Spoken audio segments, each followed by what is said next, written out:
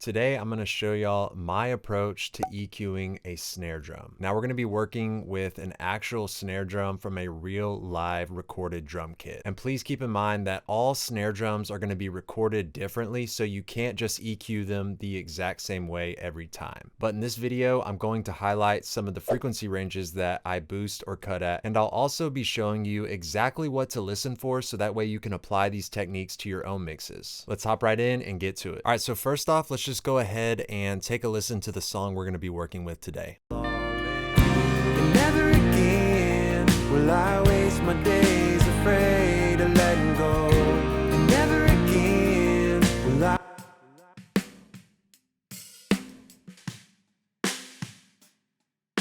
But the windows roll down as the wind blows. I'm tired of giving up and I'm tired of giving in. I try to make it right, but never again. Okay, so we have a snare top mic and a snare bottom mic, as you heard me put them in solo there for a moment.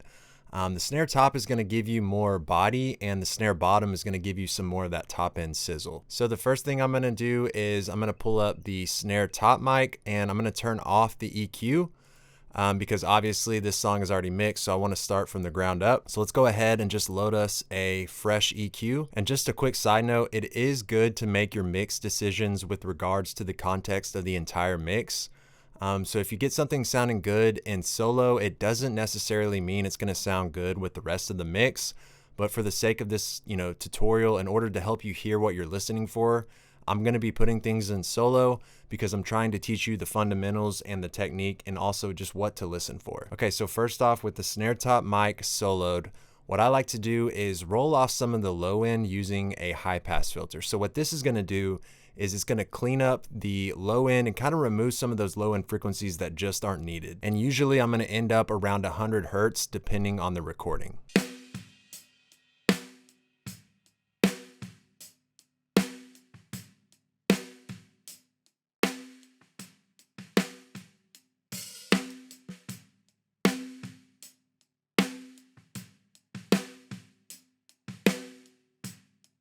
All right, so right there at 108 Hertz sounded good to my ears. If you go too far up, you're gonna remove too much of the body from the snare, and that's not what you want. You really don't want this high pass filter to change the sound of the snare too much. It's more so there to just clean up the low end. Okay, so next up, I like to boost around the 200 Hertz area.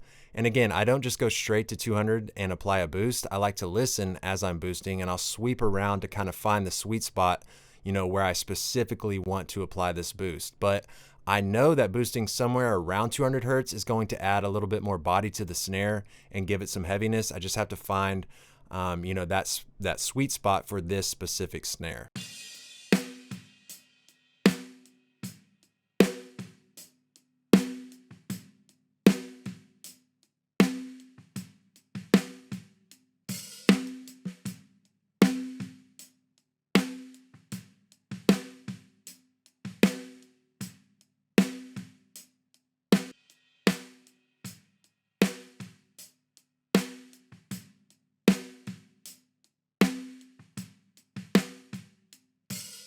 Okay, so as you can hear, when I turn that frequency boost off, the snare just kind of takes a step back a little. And then when I engage that EQ point, the snare just has a lot more power to it. Okay, so next up, I'm gonna be looking to cut anywhere between 500 and 1000 Hertz. So this area can just get a little aggressive and nasty. And so removing some of that can kind of help open up the snare and allow the other frequencies to be heard better.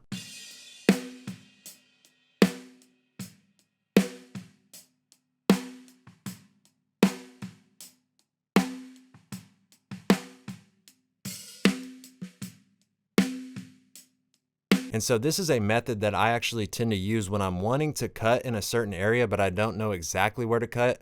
What I'll do is take that EQ point and I'll boost it and kind of sweep around until I hear that frequency that's sticking out and causing that harshness, and then I'll dial it back a bit. Okay, so next up, I usually boost around 2000 Hertz, and this is just gonna help the snare kind of cut through the mid-range more. And this is really completely dependent on the mix, but a lot of times you'll have guitars and keyboards, the vocals, and just all types of instruments kind of fighting for that mid-range. So whenever the snare does hit, you really want it to pop.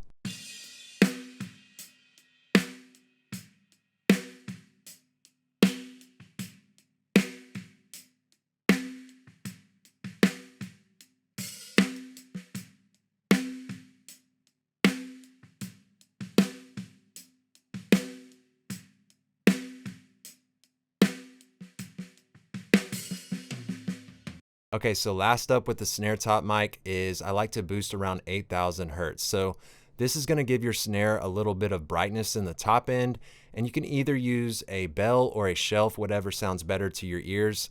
But if you are going to be blending in samples with your drums, you might not need a lot of top end here, so you don't want to boost too heavy. Now you also have to take into account that you have a Snare Bottom mic, so that's going to have its own top end brightness to it that you're going to blend in underneath the Snare Top mic. So you don't have to, boost too heavy in the top end for your Snare Top mic.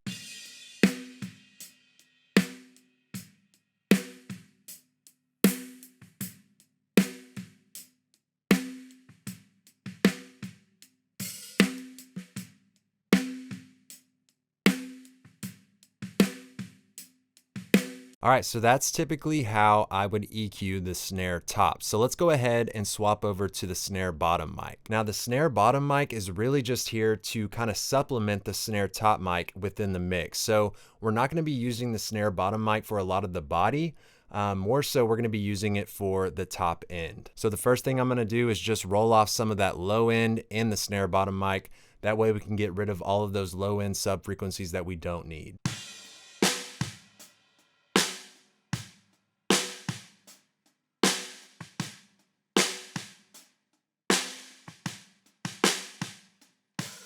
Now on the Snare Top mic, we did boost around 200 hertz. With the Snare Bottom mic, I'm not going to apply that same boost because again, I don't really need this microphone for the body. I'm more so focused on the top end. So the next thing I'm going to do is just apply a dip here in the mid-range to kind of clean up some of the mid-range and allow the top end frequencies to be heard even better.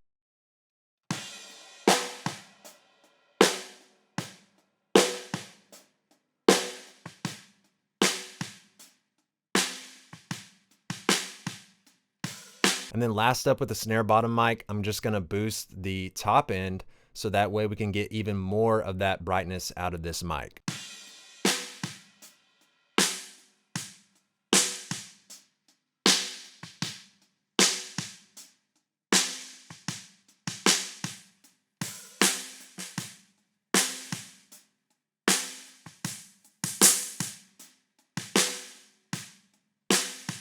Okay, so that's typically how I approach EQing the Snare Bottom mic.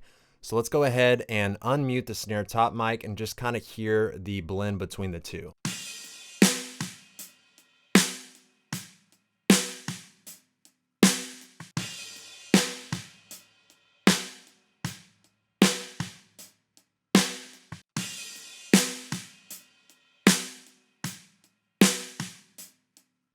Okay, so that sounds pretty good right there. And you do want to keep in mind that you have the room mics and you have the overheads, which are also going to, add to the snare sound. So you always want to kind of take a listen to the snares in regards to the entire drum mix.